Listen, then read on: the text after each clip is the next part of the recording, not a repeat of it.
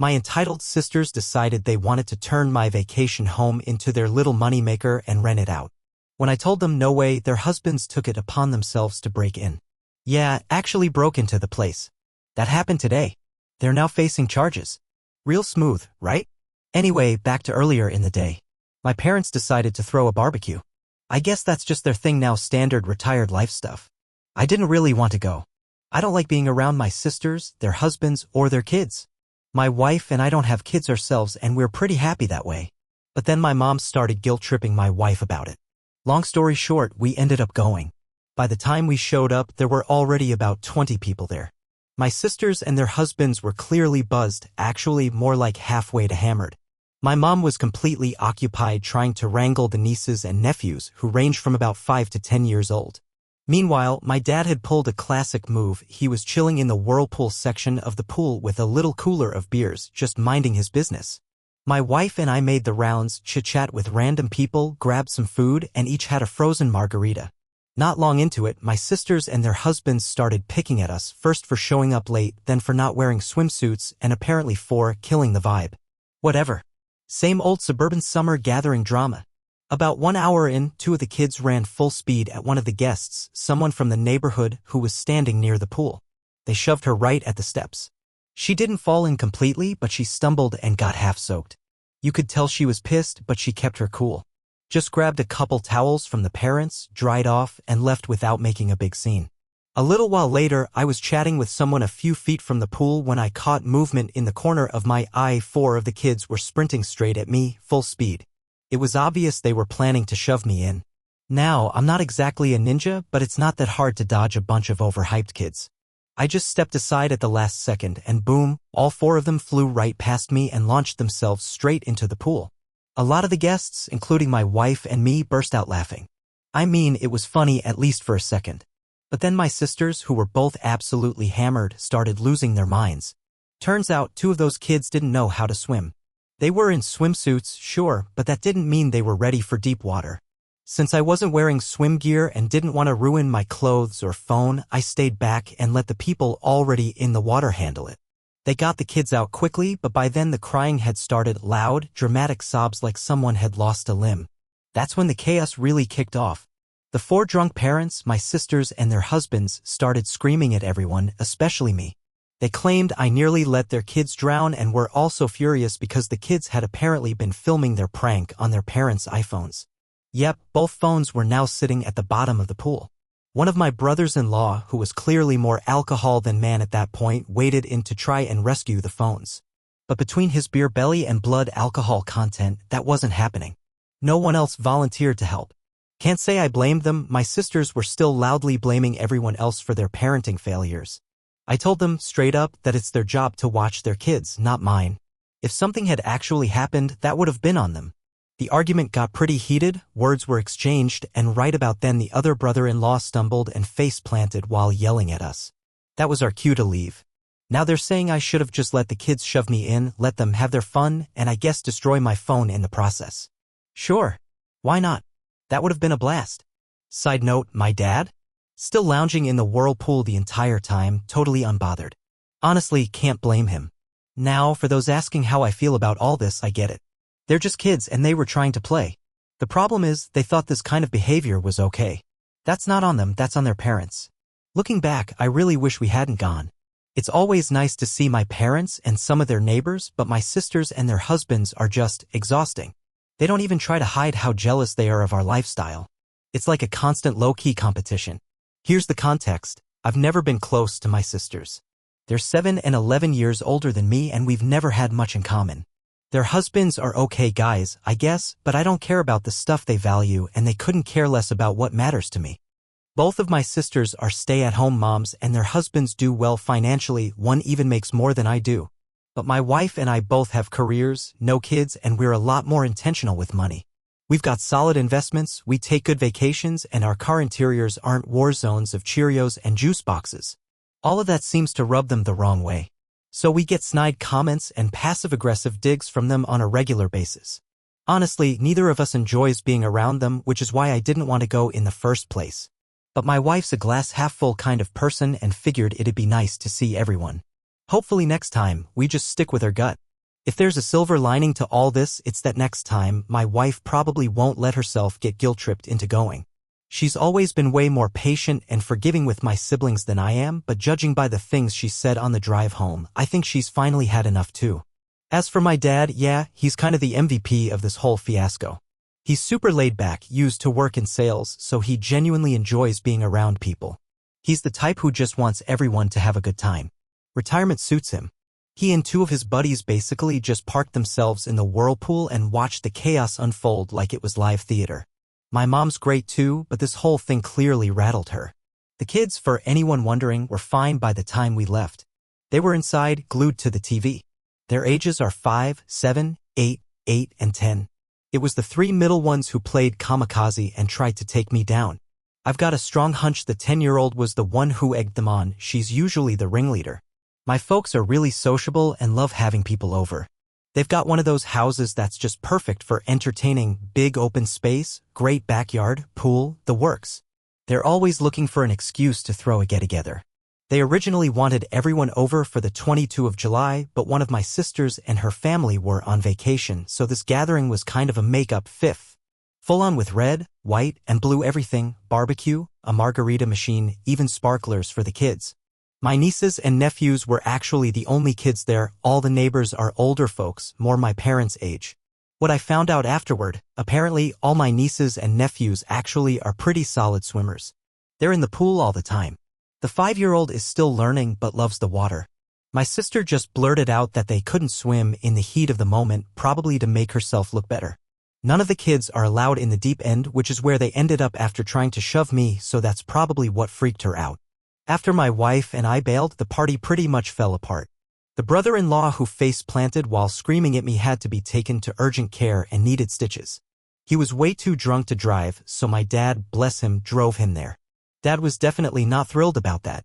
Later that night, my sister kicked off a group text and let loose with some nasty messages. Her husband chimed in too, along with the other couple. It got ugly fast. So my wife and I just blocked all 4 of them. Then my mom called me. My mom was pretty upset after all the nasty things my sisters said in that group text. She and my dad were part of the chat, so they saw everything firsthand. Honestly, I don't blame her for being hurt. On Monday, my folks insisted that my sisters and their husbands come over without the kids to straighten some things out. My mom's words, not mine. What came out of that meeting was a half-hearted, awkward apology sent through my mom's phone. They didn't sound especially sorry, just like they were going through the motions. Thankfully, my wife was sitting right next to me when the apology came through. Her look alone was enough to keep me from saying something I might regret. I just replied, thanks, and told them we didn't see any reason to keep discussing it. I figured that would be the end of it. So, thinking everything was finally behind us, I unblocked them that night. Big mistake. Later that same evening, one of my brothers-in-law texted me asking when I was planning to pay for the water-damaged phones. According to him, the phones cost $4, which I think was a botched attempt at saying $4 or $400, I don't even know, and honestly, I don't care. I replied, never. Took a screenshot of the message and fired it off to my parents with a note saying, we're done with this nonsense. I told them we were going no contact with my sisters and their husbands and we wouldn't be attending any more holidays or get-togethers if they were going to be there. Then I blocked all 4 of them. Again. That's when things really blew up. My dad called them up and absolutely tore into them. Didn't hold back. He told them, among other things, that the grandkids were no longer welcome at their house for now at least. That hit hard, especially since my mom babysits for free on a regular basis. He also told them they were banned from using the vacation home and then dropped the bomb that my wife and I are the actual owners, not him and mom. That piece of news completely flipped them out. They've been using that place like it's theirs, bringing friends up for weekends and everything. For the record, this kind of thing is way out of character for my parents. But clearly, they'd had enough. Just to give you the full picture, we bought that mountain place for my parents. It was their dream to have a getaway up there. We kept the ownership quiet to avoid drama with my sisters. Guess that ship has sailed. A few days after that, both sisters and their husbands showed up at our house unannounced to apologize in person. Joke's on them, we weren't home. We were out to dinner. They left a note. One of my sisters even called me at work. I sent her straight to voicemail. We've decided that staying no contact is best for now and maybe for good. It's been over 2 weeks and we haven't spoken to them once. Personally, I'm done. Let them go pound sand. And you know what? It's been kind of amazing. Even though it's only been a few weeks, our lives already feel more peaceful. I hadn't realized just how much low-grade stress they were constantly causing. It wasn't explosive, just the steady drip of petty drama. To be clear, they're not awful people. Just draining, tiresome, and small-minded. As for the vacation place, I don't even care if they use it or not. Yeah, we own it technically, but we bought it for my folks. They're the ones who decide who gets to use it and when. We cover all the expenses, property taxes, maintenance, utilities, the whole deal. One unexpected upside to all this? We now have a pretty clear idea of what we'll do with the place when our folks eventually get older. At first, I was planning to take over managing the cabin, scheduling weekends, keeping up with maintenance, that kind of thing. But after all this drama, we've made up our minds. When the time comes, we'll just sell the place.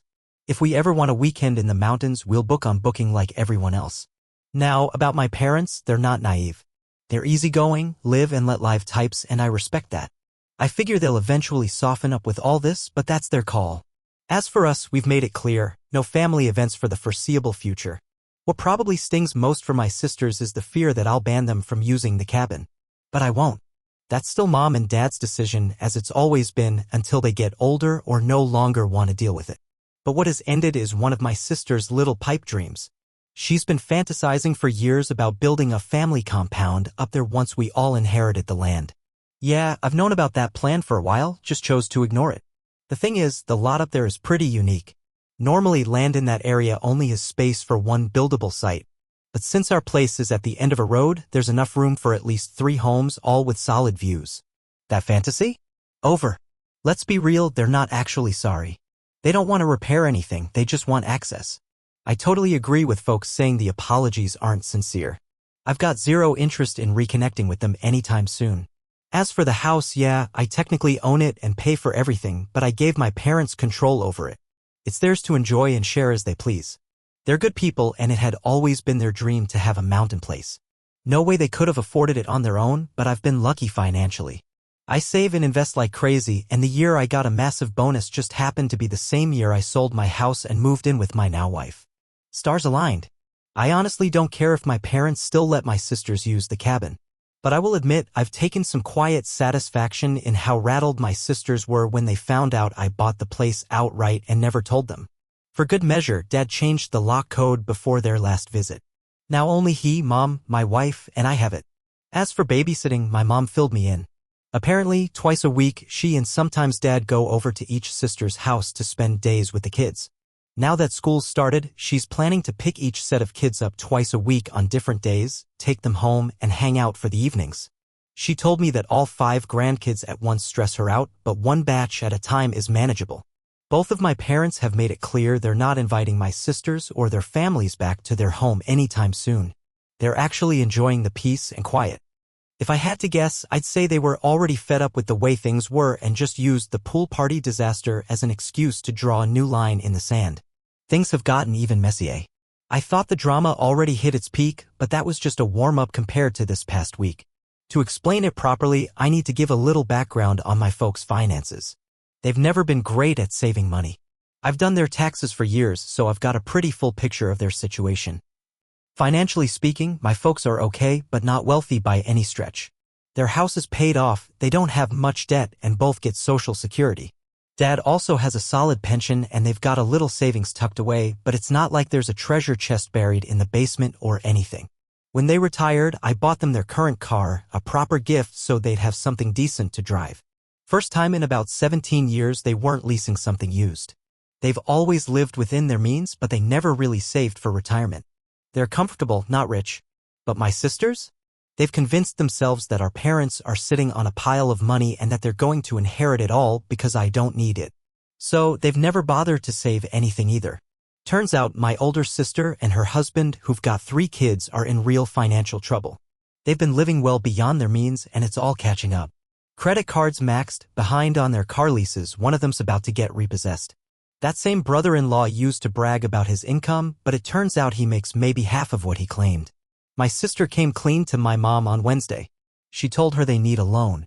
And here's the real kicker, the what the hell moment for my parents. For the past 4 years, instead of just staying at the vacation house like a normal guest, she's been secretly renting it out twice a month or so and pocketing the money.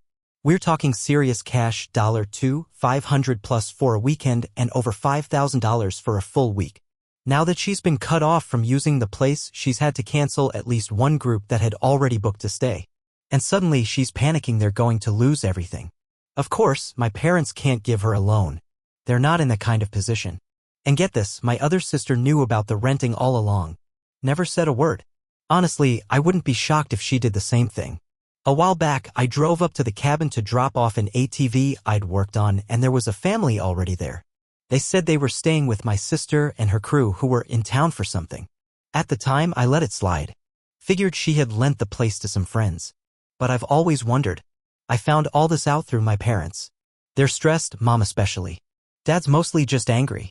I know he feels betrayed and probably embarrassed too because he can't bail them out.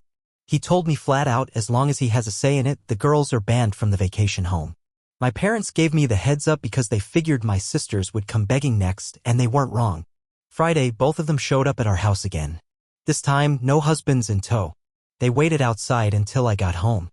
And that's when I had to make a decision. Do I open the door and get into it with them again? At that point, I had three choices: argue with them in public while they made a scene, sneak into my own house without letting them in, or just open the door and deal with it head on. I chose the last one. So, I let them in. Right away, my older sister launched into this big story with the younger one chiming in for backup, trying to convince me, again, why I had to let them use the mountain place right away. And not just that. According to them, I'd been a shitty brother and it was time I stepped up by paying for their kids' college tuition. Yeah. Apparently, that's what family does. I let them say their piece. Then I calmly called them out on everything, just laid out what my parents had told me point by point. That's when it really exploded. Denial. Tears. Cursing. Full-blown yelling. The works. My ears were still ringing 2 days later. I won't lie, I said some pretty harsh stuff to them. But it was all true. I didn't say anything out of line, I just didn't sugarcoat it. They finally stormed out about 2 hours later. After that, I took a long shower and crashed on the bed for a bit. When I got up, my wife was home. First thing out of her mouth? I had to block more phone numbers. Turns out my sisters were blowing up both our phones using new numbers. Real classy. My parents messaged me the next day asking me to give them a call. I'm sure my sisters gave them some twisted version of what happened, but honestly, I wasn't ready to rehash the whole thing yet. I usually have a decent amount of energy, but this drama has completely drained me. I had just enough left in the tank to drive up to the vacation house and put a heavy-duty padlock on the entrance gate. I'm the only one with the key now. That should be enough to keep my sisters away. I doubt they'd hike 500 yards uphill to the house, especially not with their kids in tow. After my sisters came to my place and things went sideways, my parents told me they were done managing the vacation house. Apparently, my sisters kept pressuring them to let them back in. And my folks had finally had enough. So now, the responsibility for the place has been handed over to me completely. It's my problem from here on out. Up until that point, my parents had always kept track of who used it and when.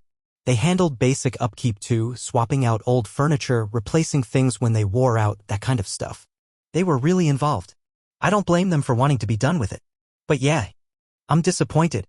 That cabin was meant to be something for them, a place to enjoy, to relax in. They used it often. I never minded that they let my sisters use it either.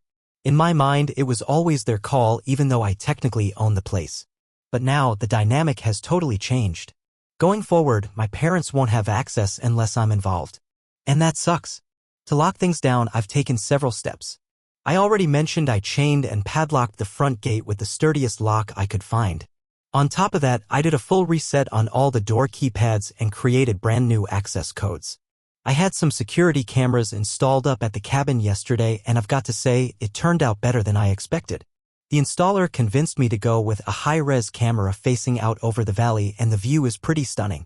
The whole system ended up costing more than I thought it would, but honestly, the peace of mind is worth every cent. The guy also put up signs around the property that say it's under video surveillance. On top of that, I added a heavy-duty lockout to the water shut-off and drain valve. Hopefully I never lose the key because getting that thing off would be a nightmare. For now, the only people who know the water is shut off are me and my wife, and we're the only ones with keys. Then, last week, both of my brothers-in-law decided to try their luck again. They called me at my office on separate days, each trying to talk me into letting them use the cabin like they always have. The older one had already driven up there with some friends for a guy's weekend only to find out he couldn't even get past the locked gate. He was pissed, clearly embarrassed too. I'm pretty sure he would have tried to cut the lock if he thought he could get away with it. During the call, he bounced all over the place, sometimes acting pushy, sometimes trying to play the victim. At one point, he actually threatened to rip the gate out of the goddamn ground. Real mature. Then he dropped a bomb. He admitted they'd been renting the place out to a few of their friends on the side because they needed the money. According to him, by locking things down, I was ruining their little business. He actually said I should refund their guests. I mean, seriously, screw that. I wish I'd recorded the call, but I've got no idea how to do that from my office phone. The other brother-in-law was a lot less aggressive. Honestly, he just sounded like he was calling because my sister told him to. When I told him they're not welcome to use the place anymore, he didn't argue. Just kind of accepted it, and that was that. I told both of them not to ask again. This is done. The answer isn't changing. At this point, I've seriously started thinking about selling the vacation home. My wife and I don't use it enough to make it worth keeping, and now that it's off limits to my sisters and their circus, it's just sitting there. I brought the idea up with my parents, and their response was more or less, do what you want. Truth is, I'd make a pretty decent profit. The land includes 3 separate lots, all with killer views, and it's tucked away at the end of a private road. It's exactly the kind of property that sells fast. But I'm holding off for now. If I sold it right now, it'd be an emotional decision, and that's not how I want to handle it. I haven't talked to my sisters, and I don't plan to. I'm not even sure where things stand between them and my parents at this point, and I honestly don't want to get involved. The one bright spot? Last week, my wife and I had dinner with my folks. We went to a new restaurant, had a good meal, and for once, none of the family drama came up. It was just a peaceful night. My mom gave us a quick update on the nieces and nephews. She's still spending time with them, just at their own homes now and only one household at a time. She says that's way more manageable. I ended up hiring a local guy to help manage and keep an eye on the vacation house. He lives nearby, takes care of his parents, and already manages a bunch of properties, some vacation rentals, some weekend homes like ours. He has access to all the camera feeds and does physical check-ins every week or 2.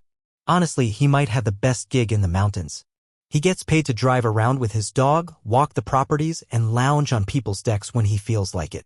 He's also tied into a camera feed from a house near the start of the private road. It snaps stills of every vehicle that goes past. Peace of mind? Worth every penny. It costs me $500 a month, and he handles minor maintenance and repairs for an hourly rate. He's even friends with all the sheriff's deputies in the area. And just to top it off, he sends out photos from his property rounds once or twice a week. It's a nice little setup. Now, I have to give some credit to my parents. Over dinner tonight, they told me the sisters have been pressuring them to lean on me about reopening the cabin. Apparently, Thanksgiving up there had turned into a big family tradition, though not for me or my wife. We've only gone once in the past 7 years. But Dad? He refused to even bring it up because he knew exactly what my answer would be. Instead, my folks came up with a pretty solid plan. They announced they'd still organize a Thanksgiving get-together, but only if everyone split the cost up front to rent on booking in the mountains. If that didn't happen, then they'd either host it at their house or one of the sisters could step up and host. Of course, this caused a fight between the sisters. The middle one was all for the booking idea, but the oldest? She's broke. The deadline to commit came and went, no surprise there, so it looks like Thanksgiving will be happening at my parents' place after all. We won't be there. My folks have asked me not to sell the vacation place for now. They'd still like to use it once in a while, just not until my sisters have fully accepted how things are now. And yeah, I get it, they'd probably love it if the whole family could one day gather up there again. But that's just not in the cards. Personally, I'd rather just sell it and be done with it. But if my parents are still enjoying it now and then, I'm fine holding onto it a bit longer. Besides, it'll only gain value over time. My wife and I are still firmly no contact with my sisters and their husbands.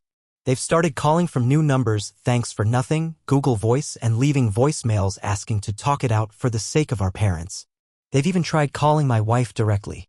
Thankfully, I've long been in the habit of not answering any number I don't recognize. I honestly can't tell if they're delusional or if they think they can guilt trip or bully me into letting them back in. Either way, I'm not interested. From what my parents tell me, my oldest sister and her husband are now scrambling financially. They're getting out of their SUV and truck leases and selling off the jet skis and some other toys. So, my oldest sister, she's in for a tough adjustment. She's always been a bit of a show-off, and now that she has to trade in her flashy SUV for something smaller, older, and cheaper, it's going to sting. Her identity is tied up in appearances, and that includes the car she drives. And her husband? His whole personality is wrapped up in his truck. No joke, he even has a small tattoo of the truck brand's logo. Stuff like that is one of many reasons he and I have never exactly been close. A few people have suggested I turn the vacation home into an booking. And sure, it would probably make some decent money. But honestly, I have zero plans to do that, at least not anytime soon. The drama it would stir up across the family isn't worth it, and it would put stress on my parents, who really don't need the added tension. Plus, it'd be a hassle. The cabin still has personal stuff of theirs all over it, and there's no place else to put that right now. Not to mention the extra wear and tear from renters, and even with a manager, there'd still be some time and effort on my part. In short, just not worth it. And then so much happened. Turns out waiting didn't help. I'm still pissed. So much has happened that it's hard to keep it all straight. Everything has pretty much gone to hell. I never ever thought something like this would actually happen, but here we are. Short version? My two brothers-in-law broke into my vacation home and got themselves arrested. They're facing charges for breaking and entering, destruction of property, and communicating threats. I've refused to drop the charges. The only way I'd even consider it is if they pay in full for all the damage they caused. As of Friday night, they were still sitting in jail. I assume they've made bail by now, but I haven't followed up. Up until then, I really thought things had calmed down. I hadn't seen or heard from either of my sisters in over 8 weeks. My parents had gone up to the house for 2 weeks recently and said they had a great time. David, the property manager I hired, has been awesome. He's taken care of a few small repairs I asked for and has a list of other stuff he's working through. He also has a nice habit of sending his clients a couple of photos every week, wildlife, sunsets, little things like that. Honestly, it's been making me want to head up there myself. But then came the Thursday after Thanksgiving. That's when my brothers-in-law decided to take matters into their own hands. They went up to my cabin and used an angle grinder to cut through the chain on the driveway gate. Damaged the gate in the process. So here's how it went down. After cutting through the chain on the driveway gate, my brothers-in-law tried to get in through the front door. In the process, they completely trashed the lock and gouged the door badly. When that didn't work, they broke in through the utility entrance on the lower floor, then forced their way through a locked interior door. They even broke into the barn. I still have no idea why. Maybe they were just looking for something to take or trash. Who knows? When they finally came out through the front door, they walked right into a group of sheriff's deputies and David, the property manager. David gets real-time notifications from the security system whenever there's movement. He saw the alerts, checked the footage, realized something was going down, and immediately called the sheriff's department. Bless that man. According to David, the brothers-in-law tried to smooth-talk their way out of it. Didn't work. Up there, breaking into a cabin is serious business. Most of the time, it's meth heads or squatters who ransack places and try to pawn everything. So yeah, the deputies weren't buying their excuses for a second. When the deputies arrested them, they completely lost it. Started shouting about how they were going to beat the hell out of me and all kinds of other threats. Not exactly the smartest thing to say in front of law enforcement. While all of this was happening, David and the sheriff's office tried calling me and my wife to figure out what we wanted to do. Problem was, we were out visiting her parents for the holiday weekend and we'd left our phones in the car to be fully in vacation mode. So they went ahead and booked them on everything, which, to be honest, is exactly what I would have told them to do anyway. After they got hauled off, the brothers-in-law called their wives from jail. Cue more freakouts. My sisters tried calling my parents, tried calling me, but they're all still blocked. They scrambled to find a lawyer in that area to arrange bail, but good luck doing that in a rural county during a holiday weekend. Older sister didn't have a dime to her name, her cards are all maxed out. So if bail happened at all, my middle sister would have had to cover both their husbands. As far as I know, they were still locked up through Saturday afternoon. We didn't even know anything was going on until late Friday driving back from the in-laws. When we finally checked our phones, there were a ton of missed calls and voicemails from my parents, David, and the sheriff's department. So much for a relaxing day. I'd been in a great mood right up until I looked at my screen. My wife read through everything out loud while I drove. By the time we got home, I had a general picture of what went down and I could feel my blood pressure rising. I tried to calm myself down, tried to think clearly, but the anger just kept building. I called David first to get the full rundown. He walked me through everything, the break-in, the property damage, the threats. And yeah, I was furious all over again. I ended my night by calling the sheriff's department and making it crystal clear there was no misunderstanding. Those two had zero right to be on my property and I wanted to press charges. I didn't even bother calling my parents that night. Didn't sleep much either. Waited until Saturday afternoon to call them back. Both of them were pretty shaken, especially my mom.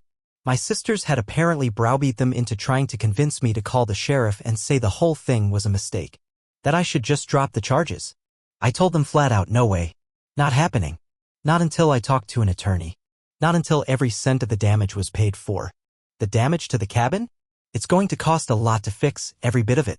My mom was in tears by the time we ended our call. That part always gets to me. No matter how justified I feel, it still hits hard hearing her cry like that. My dad said maybe it was time for a total reset, a start over kind of moment, but even he admitted that my brothers-in-law should be the ones to pay for the repairs. At least we're on the same page about that. I haven't gone up to the property yet. There's really nothing I can do in person right now, and honestly, seeing the damage firsthand might push me over the edge. The photos are bad enough. I'm hoping I can make the trip up there tomorrow or Tuesday, but with the way my job is, I can't just take off unless it's a true emergency. In the meantime, I've left messages with 2 attorney friends asking them to recommend someone who can help me legally go after my sisters and their husbands. I'm not entirely sure what all my options are yet, but I'm hoping to at least get restraining orders. I've kept every text they've sent, maybe that'll help my case. I'm also seriously considering suing them for the money they made while secretly renting out the vacation home. It's not about the cash. I don't want it. But if it makes their lives as miserable as possible, I'm in. The gloves are officially off. A few side notes. 1. Neither of the brothers-in-law had any idea I'd hired someone to watch the property. They also didn't know about the cameras. My parents did, but they didn't tell my sisters because they knew it would cause drama. There are signs all over the property, no trespassing, and monitored by video surveillance, so it's not like it was a secret. 2. My wife has reached her limit. I don't blame her. She's been incredibly patient through all of this, more than I had any right to expect, but now she's done. She made it clear, this is my mess to handle from here on out. She's not interested in hearing about it for a while, and honestly, I don't blame her one bit. 3. Older brother-in-law probably won't face any consequences at work. But the middle one? He holds a security clearance. This could seriously screw things up for him. I'm hoping that a loan will be enough to motivate him to pay for the damage himself fast. 4. David, the caretaker, has a way more interesting background than I realized. I'd assumed he was friends with the deputies because they were all local. Turns out he used to be a cop in a big city. He was shot in the line of duty and ended up leaving the force. After that, he moved out here to be near his retired parents. He deals with some PTSD, and his dog is a certified service animal, goes everywhere with him. Law enforcement tends to stick together, and I guess that's how he's built his circle. Solid guy. 5. I don't want to see or speak to these people ever again. I'm dead serious. At the same time, I have this gnawing urge to make sure they feel the consequences of everything they've done. I know those two instincts contradict each other, but that's where I am. And yeah, I've heard it from a lot of folks. I should have come down hard from the start. Maybe they're right. I tried to avoid it all for the sake of keeping my parents from getting stressed. I hate family drama. But you know what? My parents are stressed anyway, and so is my wife, who, at this point, has pretty much tapped out completely. She hasn't said it outright, but I'm guessing she doesn't want this baggage around much longer. From here on out, my wife's officially out. She told me she's not getting involved in any of this anymore, except maybe listening if I need to blow off some steam. And I get it, she's done more than her share. As for why they broke in? This is just my best guess, but I think they were planning to use the cabin again for their own family getaways and maybe to start renting it out once more. According to David, our property manager, it's hunting season through the end of the year. In the past, my brothers-in-law have used the place as a base camp for big group hunting trips. Again, I don't know for sure, but it would explain why they broke into the barn. A few years back, I bought a 6-seater utility vehicle that's stored there. I bet they were planning to use that too. Honestly, I don't think they intended to trash the place. For one, it means a lot to my dad, and despite all this, they still respect him. I think they were trying to sneak their way back into using the place, just with their usual sense of entitlement. Thursday afternoon, I got an envelope delivered to my office by courier. Inside was a signed letter from both of my brothers-in-law and a cashier's check for $7,000. The letter absolutely floored me. It was the first time either of them had offered a real, sincere apology. They admitted to breaking in, acknowledged that it was wrong, and said the $7,000 was to cover the damages. They also said they'd pay more if the repairs went over that amount. They promised to stay away from the vacation home unless my wife and I specifically invited them, something I don't ever see happening, but whatever. They also asked me to do what I could to help get the charges dropped. Said they were both at risk of losing their jobs over this and would be willing to agree to restraining orders or whatever else it took to make that happen. There was more in the letter, all pretty conciliatory, but that's the main idea. To say I was shocked would be putting it mildly. This was a total 180 from the way they've been acting for months. I had already scheduled a meeting with an attorney to talk about suing them for the damage and getting restraining orders. Once I got the letter and check, I called the attorney and he offered to move the appointment up to that same day instead of next week. He told me not to cash the check yet. We ended up meeting for 3 hours. After reviewing everything, he recommended that my wife and I consider doing a settlement and mutual release agreement with all 4 of them, my sisters and their husbands. He explained that if we pushed forward with a lawsuit, we'd almost certainly win. But it could take 2 years or more, come with hefty upfront legal fees, and there'd be no guarantee we'd ever see the money at the end of it. The lawyer also told me something unexpected. We could keep the $7,000 free and clear even if we didn't agree to let them off the hook. No strings attached. Still, he's drawing up the official settlement agreement and it won't be ready until Monday. It'll include what's essentially the civil equivalent of a restraining order, terms to keep them out of our lives legally. In the meantime, I had already asked Martin, the property manager, to put together a bid for the repair work. After the meeting with my attorney, I followed up and asked him to get me the most accurate estimate he could as soon as possible. He got back to me on Thursday. He estimates it'll cost around $5,000 to fix everything, most of that for replacing the front door, which they wrecked. That same day, my attorney contacted both of the brothers-in-law. He laid out what we were proposing and advised them to get their own legal representation. Both of them agreed to the terms right away. Middle brother-in-law said they could either pay the damages or hire a lawyer, but not both. And honestly, he didn't see the point in hiring a lawyer since they had no real defense. His main concern now is whether the criminal charges can be dropped. From what I'm seeing, they'll do or sign whatever it takes to make this go away. They're in full damage control mode. My lawyer also called the DA's office on Friday to start the conversation about possibly dismissing the charges. He got the name of the prosecutor handling the case and left a message, but they haven't talked yet. He thinks there's a good chance the charges could be dropped, especially since they're paying restitution and neither of them has a criminal record. But he also reminded me he's not a criminal attorney, so we'll see. He told me I should be ready to drive up there Tuesday or Wednesday to speak to the prosecutor in person and make my request if needed. I'm willing to do that if it helps bring this circus to an end.